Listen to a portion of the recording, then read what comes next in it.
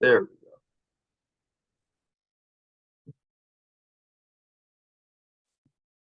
Hello, everyone. Good morning or good afternoon or good evening, depending where you are. And we're glad to have you all here.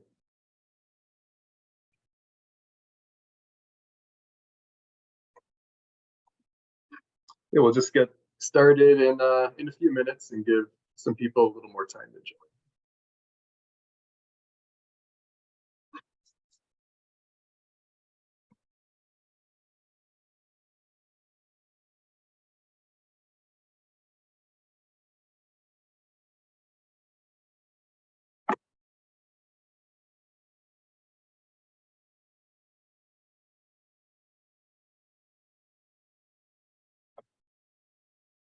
All right, to everyone that just joined, hello, good morning.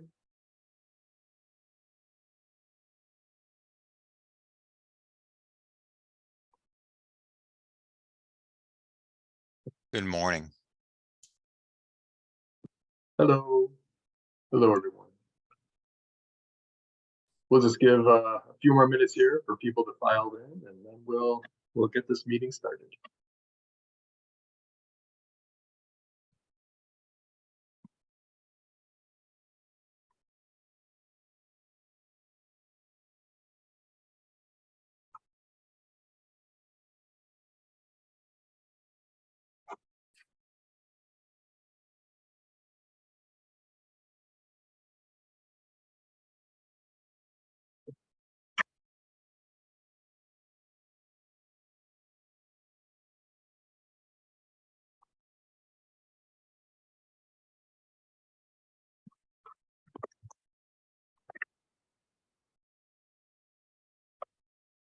All right, let me just give one more minute for some people to get in the meeting, and then we'll get things underway.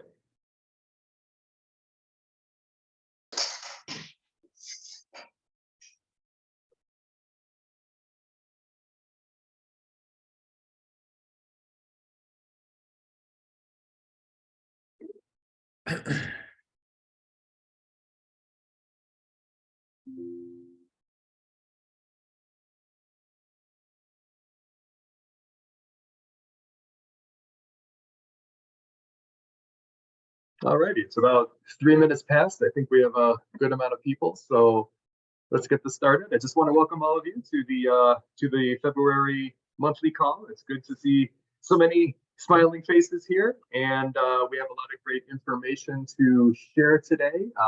And as always, this will be recorded and put on our YouTube channel so that you can view it later at your leisure. I believe in a moment I will turn the meeting over to Tom Gardner for some introductory remarks. Thank you, Tom. And thanks everyone for taking time to join us today. We have prepared what we think is a very informative agenda and look forward to bringing you up to speed with our progress and our plans forward. In addition, if all goes according to plan, Daxko will be joining us today to talk a little bit about GroupEx Pro and answer questions. So I think that's a good example of our vision for kind of broadening the meeting and bringing in vendors and trying to offer you, additional insights and information that stem beyond what we've been focused on up to date, which is the transition, the December release, Drupal, et cetera. So anytime, any thoughts you may have, please feel free to share that in the chat or send us to a note on how we can make this meeting more interesting, even more informative. And thanks again for joining us today, and look forward to spending the next hour with you. Tom?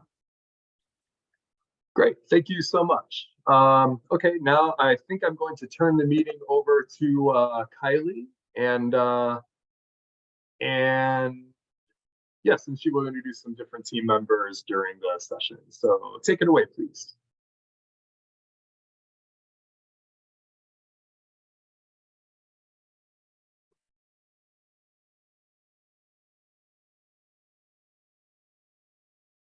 Oh, and Kylie, if you're speaking, you're on mute. I was completely speaking and completely on mute, so I'm so sorry about that. So thank you guys. Happy Valentine's Day. And I get the privilege of going through the releases. One of the things we heard from our stakeholder community groups is that they would like greater insight into the release structures and what is coming for the full year. So we are going to show you March through December. You will notice a trend that they get a little thinner on the ground the further out we get, but the hope is that we build those out further and further over the next little bit. So starting with March, which is coming relatively shortly, there will be a Drupal upgrade. Andre's going to talk a little bit more about this and why it's important to us shortly, but that's coming up to 9.5. We are all prepping for 10, which is what's coming by the end of the year. We got some more layout builder versions for you. We are focusing this time around on articles, which is your news blog content type, events and some branch updates. We have some new components for staff, testimonial, and partners. You're going to see a peek into the staff component here today. The updates for the GroupEx embed, again, with luck, we'll have the Daxko team here. We're working on some accessibility improvements for our layout builder component. There is a gated content patch, a new 404 page, updates to the docs, and some glossaries. We are continuing, and you're going to see these last two items on almost all of our agendas. We're continuing to work with the YUSA team to improve brand development in there so that we can be more brand compliant. And then, as always, working to reduce technical debt throughout the structure. Would you go to the next slide, please?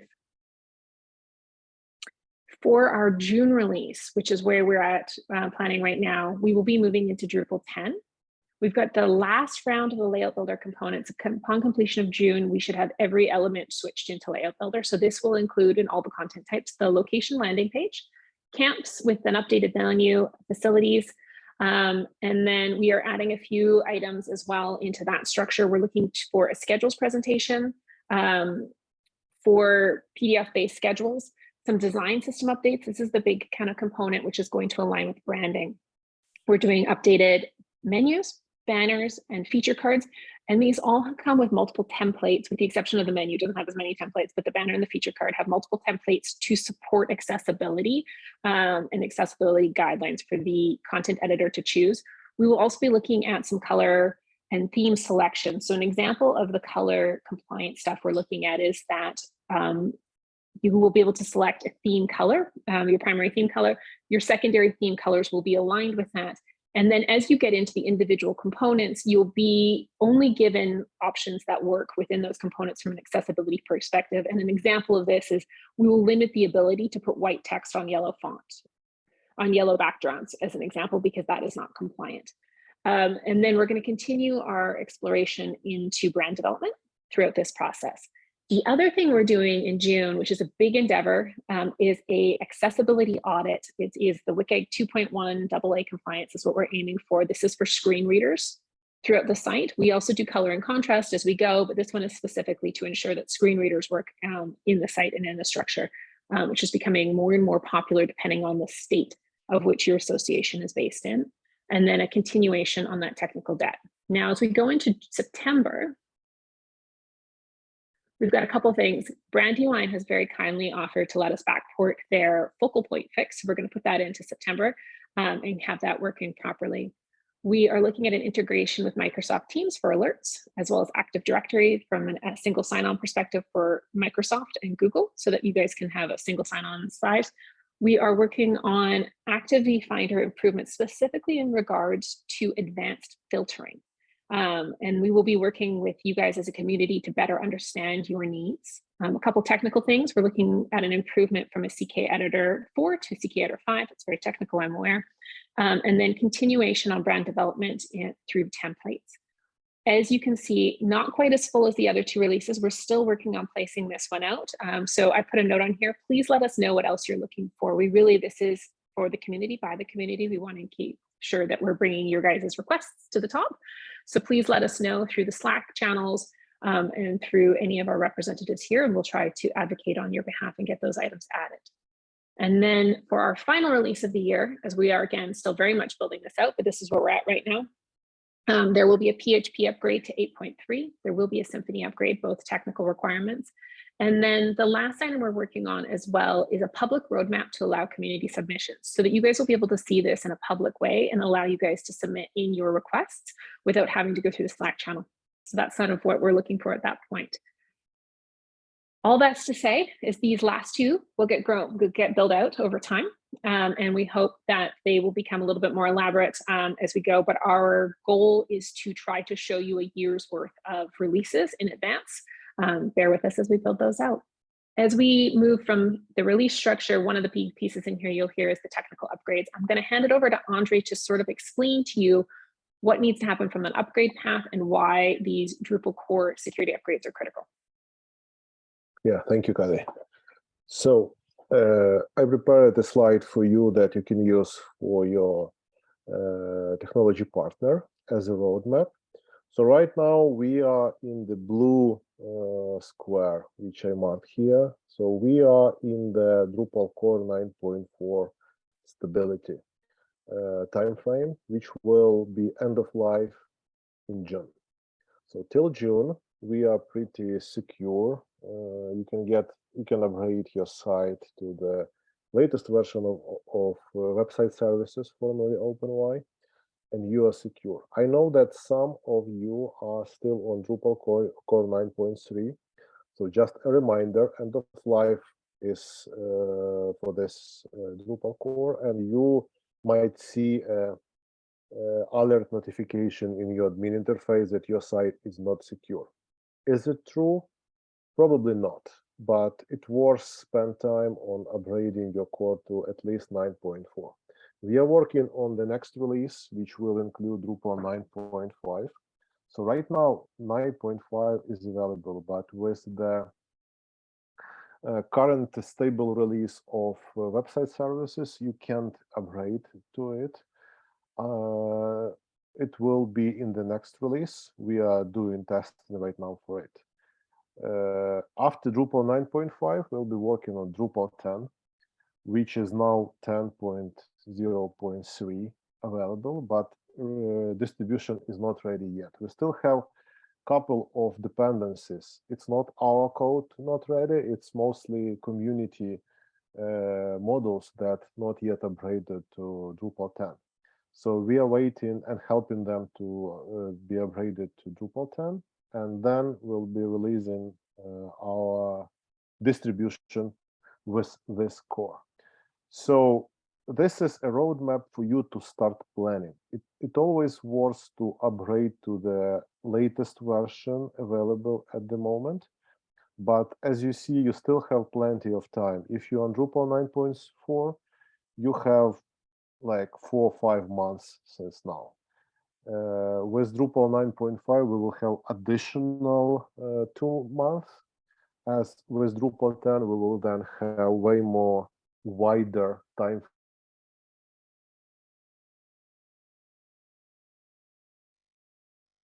This is it. Next slide. Yep. Now we'll go to Ari. All right. All right. Yeah, so one of the things that also came up in conversations lately is that folks could use a little bit more information about how Layout Builder is going to work and what it's going to do. I think so far it's coming across a lot as we're going to do a new thing and you got to move a bunch of stuff. But we wanted to try to better communicate the benefits of moving to Layout Builder and how we are going about that. So I'm going to do a short demo, and then there's also a video that I've made kind of the prep work getting to this. So I'm going to paste the link to that video in the chat. You can watch that later. It's kind of long and tedious, which is why I'm gonna do something different on the call here. But I wanted to show you the experience of building a landing page from kind of start to finish with paragraphs versus Layout Builder. So give me 1 sec. I'm gonna move some tabs around, and we will get started. So yeah, just to lay the groundwork for kind of why we're moving to Layout Builder. What we want to do, if you've ever worked on a site outside of your Y, you know that a lot of the page building experiences have moved from fields to more kind of free-flowing dynamic page building experiences. WordPress has its own kind of version of this. Wix, Squarespace, they all have similar visual page building experiences. Something that that the Drupal project as a whole has been working towards is a what they call an ambitious site building experience like this, where it's less of just kind of filling in fields and more of being able to see what you're doing as you do it. The final piece of this is that we want to help you convey the YMCA brand standards efficiently and accessibly. We want to give you some options with that, but we also want to make sure that, as Kylie talked about with the accessibility audits, that we're setting the guardrails enough that you can do things accessibly and make sure that the content and the words and the imagery that you're trying to convey is available to everybody that wants to see it. That's going to start my video. Okay, so here we are. Okay, this is, you can see this tab. Yeah, somebody give me a thumbs up. We got the page now. Yeah, so this is a landing page that I built with the paragraphs-based landing page experience, the old one. So you can see it's got a header. We have some pictures here. I tried to build a little staff directory. We have some headings, and then we have the cards. I'm going to go in here and edit. And you can see that when we load, this is how your page building experience looked before. You have your title, you have kind of a couple options for a layout that is kind of hard to understand if you don't know what's going on there. And then you have these 3 sections. We've built out a banner, and there are lots of fields in here and an image. There's some different paragraphs in the content area. If you want to rearrange these things, you can do it inside of each of these sections, but you don't really have a good idea of what the page is going to look like afterwards. And again, if you want to change any of these things, you kind of have to decipher the content through these kind of short headings, snippets, and then click on edit to expand that whole thing and go through. So this is it's a pretty good experience, and it's what folks have used for a long time. But we're hoping that the new layout builder blocks will give you a lot more flexibility. The other thing here in paragraphs is that you don't really have a lot of options when it comes to formatting and customizing those things. So now I'm going to go into a layout builder page. The one thing to also keep in mind here is that the layout builder experience, we're still very much in the process of building it. There are lots of features and lots of new components that we're still in the process of developing. And as Kylie said, some of the customizations for colors and accessibility and branding options are still in the works, and they'll be coming in a future release. But so here you can see, if I click on edit, there is not going to be a lot that you can do here. That's because everything on the page has now moved from fields and paragraphs into blocks. So the place that all of the page building happens now is in this layout tab. And that's where you'll move to do any of the work on your landing pages in the future. So there's one very important box here. As you can see, you don't actually see anything on the page right now. That's because I've unchecked this show content preview. If you want to rearrange stuff on the page and even move things between sections, you can do that, and unchecking that box means that you have an easier experience to kind of drag things around on the page. But when I check show content preview, you can see that we've got a header section with our banner, and then we have our body section with all of the content in it. You can see a lot better what's going on the page. So for instance, I'm going to go into this new staff component. This is one of the new components that is coming out in the next release. You saw on the old landing page, I tried to add some images into a table.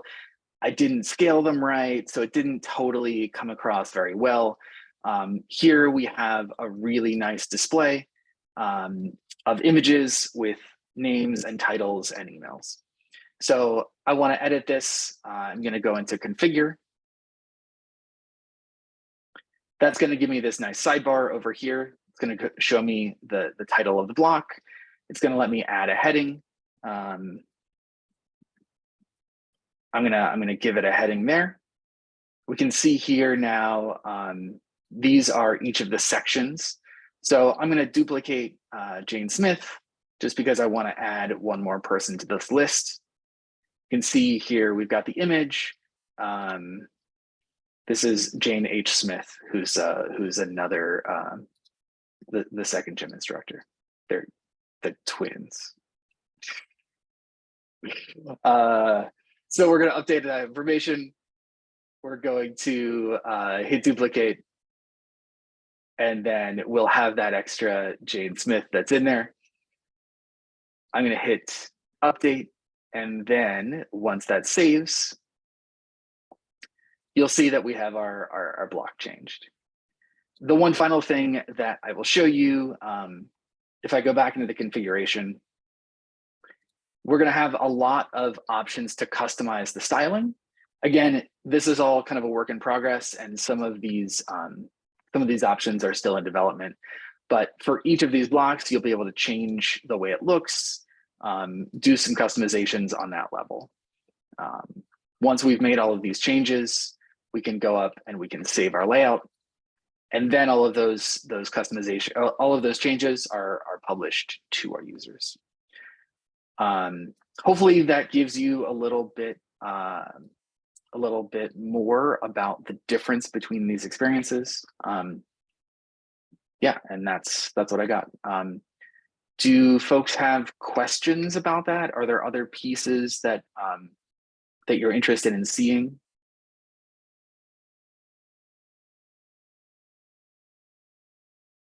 Quiet.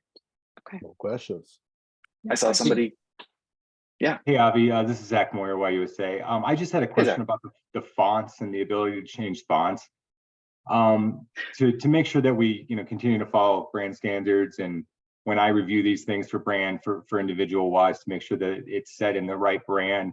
Are we going to have guardrails on for sticking within the two font families for WISE to use? Mostly Cachet would be the preferred, but Verdana as a secondary font. Yeah, you pointed that out, and I just noticed that. So the I haven't actually set up Cachet on my local instance where I have these things, which was a mistake on my part. Part of the way that that sites have to go about installing things, this is kind of a base install that I have. As you know, Zach, that Cachet is licensed, and so we can't distribute Cachet out of the box. But we have some pretty detailed instructions for WISE to go in and get it and add it to the site. So yeah, once a Y goes through and gets Cachet from the brand resource guide and adds it to the site with the instructions, those are pretty set that most of the headings are using Cachet and the body text is using Verdana. Yeah. Will there be other options in there? There shouldn't outside be. of those two font families? I don't think we do. Yeah, unless somebody adds those separately. Okay, perfect. Now, I was just, I was concerned that, a Y would have, I mean, we will obviously want to provide Ys with flexibility within the framework to be creative and to do, somewhat their own thing, but we also want to protect the brand standards. So if they had additional fonts in there, I'd be a little worried that then I would go and review and be like, no, you got to change this back to something that fits within our brand. So if it was just those two, that would be ideal, obviously. Yeah. Okay, perfect. Callie, were you gonna? No, we're good. For the rest of the community, I just wanted to see if you guys had any questions or concerns. We have a couple minutes before we're expecting the Daxko team to join. So I just wanted to check in with you on either the release structure and or the layout builder transition and your questions there, if there was any. And if there isn't, that's okay. We can move into the last little bit. Okay. Well, Tom, we'll bounce around and we'll see if Stephen's able to join us before you finish your note on the hosting update. Sure. Yeah. Thank you, Kylie. Yeah, I don't want to take too long. I just wanted to mention that for all of the virtual Y and association websites that are hosting with YUSA as part of YMCA's cloud hosting service, we are in the process of migrating every site to newer web server hardware and other associated tooling that provides efficiencies for us internally and also speeds up your website experience. So we are able to migrate those virtual Y sites on our own without site owner involvement, but we do need site owner involvement to migrate the rest of the association websites that we're hosting. So some of you have already had your sites migrated, and thank you for your help with that. For those that have not, I'm going to put my email address into the chat, and please reach out to me when you can so that we can discuss logistics and process for doing that migration. Once we're closer to fully completed with the migration, then we can also talk about rolling out the latest platform updates that have come from the core product team, which we expect to be within the next roughly 1 month timeframe. So again, if you can reach out to me so we can schedule that migration process with you. Again, if you own a association site hosted with YUSA, then I would appreciate it.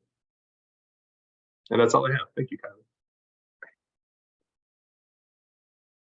Well, I don't know where Daxko is. I don't think he has been able to join yet. So what I will do is I will talk to Stephen and we'll kind of go from there and see what else it is. Unless anyone else has questions. Yes, Tom. Sorry, I saw you raise your hand.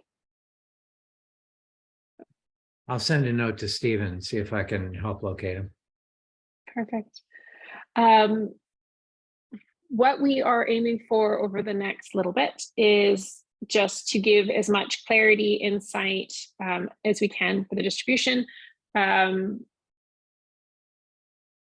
then move forward as much as possible in giving you guys our strategic plan, our goals and efforts for the next little bit, and then our improvements. So we really need you guys to let us know what we can do and how we can better help you. And then just as a reminder, the embed code for those of you who are on a Daxko website, the embed code they're asking for everybody to have switched out. So if you're using the old existing embed code on your site to present your group exercise schedules, that does need to be changed out to the newer embed code that is free of charge by February 28th.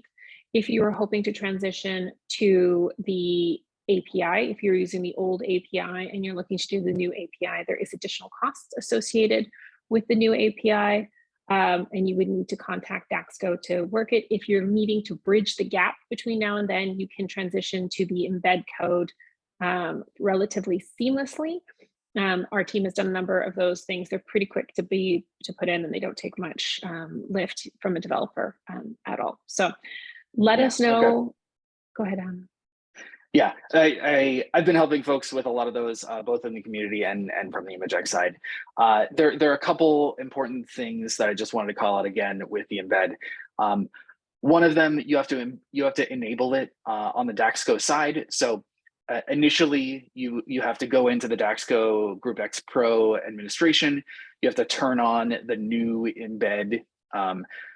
On that side, there's kind of like a scary toggle. It doesn't actually change anything apart from give you the code. You'll have to do that. The other thing is there is a checkbox on there that says enable fixed header. You'll need to turn that off. Make sure that checkbox is turned off. Otherwise, the header of that embed will like take over your whole navigation. We've had that happen to a couple of people. So you need to make sure that the fixed header is turned off, and then you'll be able to get that embed code. The other thing that we've been working with folks on, the distribution had a setting for the code block that broke the ability to copy paste into that embed code. And if you've been around for a while, you remember that we had to kind of tweak the embed code and change some things. We've recently put in a fix to update that functionality so that you can directly copy and paste code from Daxko to the site.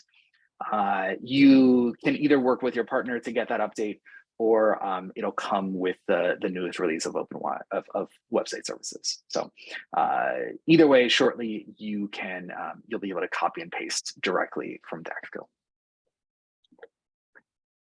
Well, Tom, how do you want to proceed? We can adjourn with the team and community if nobody has any questions, and then we can try to get Daxko on next time. I received an email response from Stephen. Stephen said he'll be here in a few minutes. He's just running late. We could open it up for Q&A now, Okay. right? And hope that Stephen makes it in a few minutes, and then segue into that if that works for the group. Actually, it looks like Stephen is joining right now, so we can just continue on schedule. Perfect. Right. Nothing like a welcome to the community, everyone. While he's getting himself situated, if anyone does have questions that they wanted answered, please feel free to ask those, and we're happy to go through that. Otherwise, we'll just give him a minute to get himself settled in. Hey, everybody. All right. Hi, Stephen. Welcome. Thank you. How's it going today? Very good. We did our best to explain, and maybe Avi, you can drop the screen share. We did our best for a second to explain what is happening with the GroupEx Pro schedules, but we felt it would be better to this lovely 56-member community that we've got on representation today for you to explain the benefit and why, when the transition's happening, the dates. We've been telling them that they have kind of till February 28th, but we'll let you kind of lead it from your own words. Absolutely. So I guess I was just going to ask, and it sounds like it would be better for me to just kind of dive in and then do some questions at the end, if that. Yeah, I think that's probably your best bet. Okay, sounds good. Well, it's nice to see everybody. I appreciate you having me on. I work in partnerships here at Daxko, so not necessarily specific to GroupEx Pro, but I do a lot of work with our API partnerships, and I've been working with ImageX to transition the API that you guys are currently using with them, the OpenY API. So I will preface this by saying that I'm not super technical in nature, but I can definitely talk about the process. And if we want to get too into the weeds with the API, I can pull in some technical resources for us. Okay, so what are we doing? We are sunsetting the OpenY API that we do use today in favor of our new, more secure API gateway. By the end of the month is the idea. And if we're struggling with this, we can be flexible on timeline. But the idea is by February 28th, all customers will need to get off of that API and go through our API gateway. So why are we doing this? Basically, before this current partnership and API gateway, there's a ton of legacy APIs out there. There's no logging or tracking with those legacy APIs. We can't see when and where our customers' data is flowing when they're using those APIs. So ultimately, it just gives us less control and less security. And it's not just this API that Daxko is sunsetting. There's a huge company initiative for data security. And for that reason, we're targeting all these legacy APIs one by one. Now that we can support everything through our API gateway. Gateway offers, better security, it's faster, updated syncs, and most importantly, dedicated support. So previously, when there was an issue with this API, the OpenY API, that is, like GroupEx Pro internal devs would need to actually drop everything and try to troubleshoot it. And like I said, there's no logging or tracking. So that was cumbersome. But with the API gateway, we actually have a dedicated team to troubleshoot the API issues. And that's like pretty much solely their job, is supporting the API. So that's definitely one of the major benefits, getting issues resolved more quickly. So I think I sent out, I think you guys have all received kind of the process on what we're doing, but if you haven't already, you can contact your Daxko or GroupEx Pro sales rep, ask them for the API credentials. A contract comes with that. And then once you have that contract signed, you can pass that along to ImageX. and they'll get you all plugged in just like you are today if you're using the API. There is tiered pricing, with the lowest being $39 per month. I think I had a typo in what I sent out. I think I said 34, so I apologize for that. It is 39 for the lowest tier. But after talking with ImageX as well as the GroupEx Pro API team, we feel pretty strongly that what you guys are using for the API, you're not going to need anything higher than that lowest tier. That lowest tier comes with 40,000 calls per month. I don't anticipate the volume being higher than that, knowing what I know about what you guys are doing with the API and the displaying of the schedule. And then I guess, yeah, just the last thing I'll add is that just want to make it clear that you don't have to pay for API access if you want to display your schedule. This is optional. Obviously, the API offers a few nice features, like ImageX can kind of control the user interface, sort out the look of your schedule. But if you want to just simply display the schedule, we do have two options. We have an embed code, and we also have a URL. And if you don't know where to find those, our GroupEx Pro support team can definitely help you get those located and get them on your website. It would just be passing them over to ImageX or your website manager. Yeah, and I just want to be clear, there's multiple different partners who support Y sites. We're just sort of helping from the distribution. So it could be a number of different vendors that can facilitate that, that conversation. ImageX is the catch-all, but whoever your web developer is. Yeah, absolutely. Question for you, maybe I'll just help with a little bit of a Q&A here. If I am an association and I want to change my API, what does that process look like? Yeah, absolutely. If you want to migrate it over, we've got that February 28th end date. And like I said, it can be a little flexible. You just want to get in touch with your Daxko sales rep. And if you don't know who that is, support it at GroupEx. We'll be able to help you get in touch with that person. But basic process is you contact your sales rep, say, hey, we're transitioning to the API gateway. They will provide you with a contract. Once you sign that contract, they're going to go over to our partner support team and they're going to connect you to the API gateway. They're going to provide you with API credentials, and that's so you can that's what you can pass to your web developer. What's the timeline for that? That's pretty quick. Yeah, usually they can provision a contract within 48 hours, and then I would say like an additional 24 hours to get those API credentials provided to you. Usually quicker, but like to just give you that buffer. Okay. And then one of the questions that came in was a couple of the Ys understand that it's based on cost volume. What's the best way to understand cost volume? We would be making an a development agency would be making a guesstimate as well. Does Daxko have a sense of that guess per Ys or data on that you can share with Ys to help them understand what volume parameter they might fall in? Got it. Yeah, we anticipate for the GroupEx Pro API, everybody's going to fall into that 40,000 calls per month volume. I can see if, so that's the difficult thing, and that's why we're transitioning this API. We don't know how many calls people are making because we can't look and see, like we don't have access to that current OpenY API, and hence why we're getting rid of it in favor of the gateway. But just what we've scoped based on the GroupEx Pro schedule, it's just going to be a couple calls daily, should fall into that 40,000 per month range. If we're way off on that, obviously we'll be willing to work with you and make sure we're optimizing. Yeah, I can add to that from technical standpoint. So usually when you pull information from the system like Daxko, it's not a big volume of calls because you can pull everything in one call. The troubles come when you need to have more like real-time data. Example is availability for the specific classes. Like if there is a class which has availability and you need to provide like real-time data in every 5 minutes, then every 5 minutes you need to pull that information. Then number of those calls increases, but also you can control which classes are more priority, which classes less priority. So there is a room for move if you have a good developer, so you can balance on that. Usually only for mid-major and large Ys you can hit that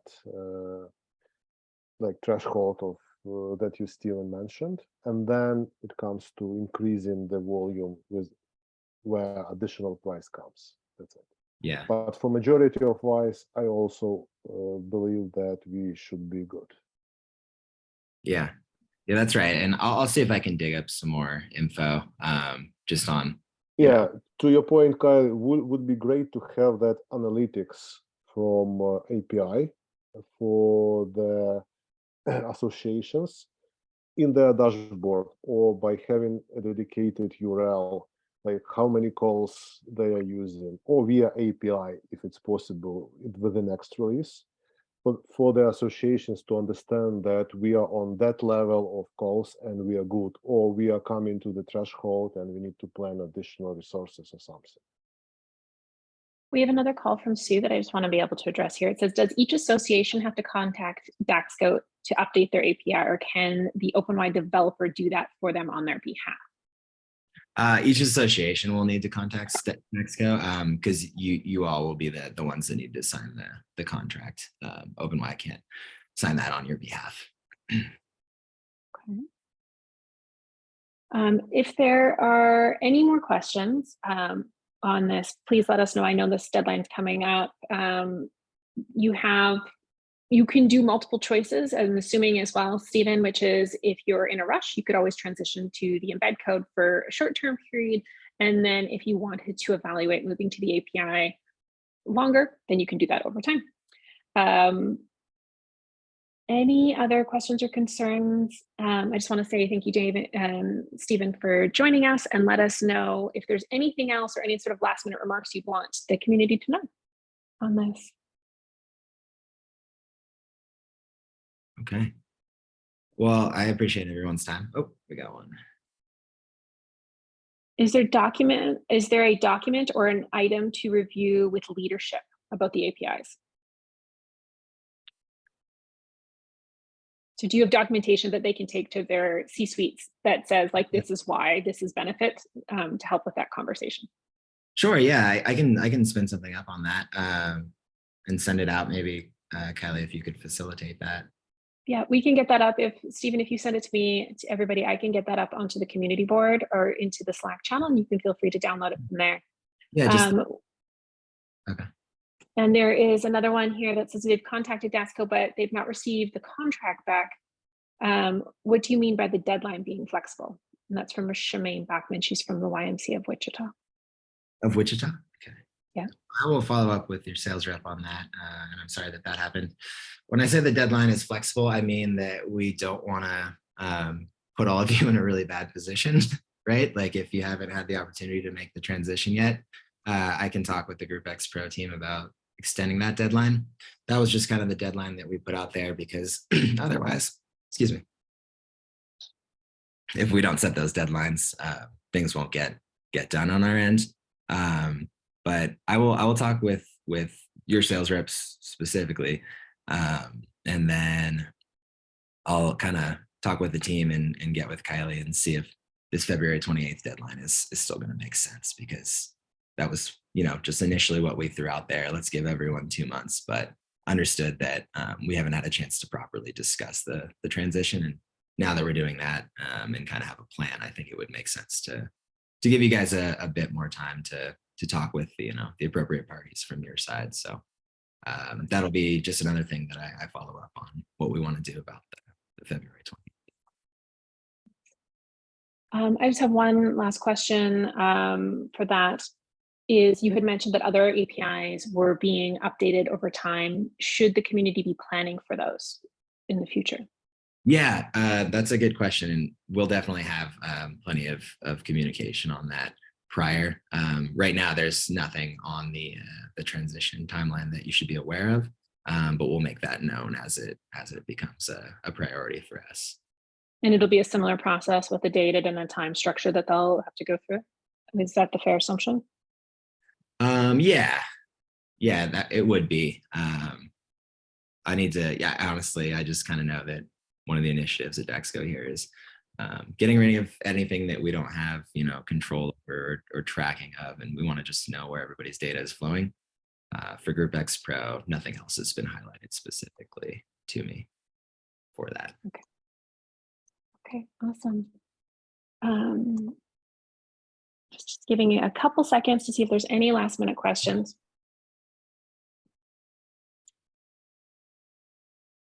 Cool. Well, yeah, I will. I'll kind of put together some of the benefits. Yeah, so my two major follow-ups be put those benefits together, get them over to Kylie, and then confirm with Kylie what we're doing about the deadline. Okay. For the community, if you want to post that in the Slack channel, if you have access, you should all have access to it at this point.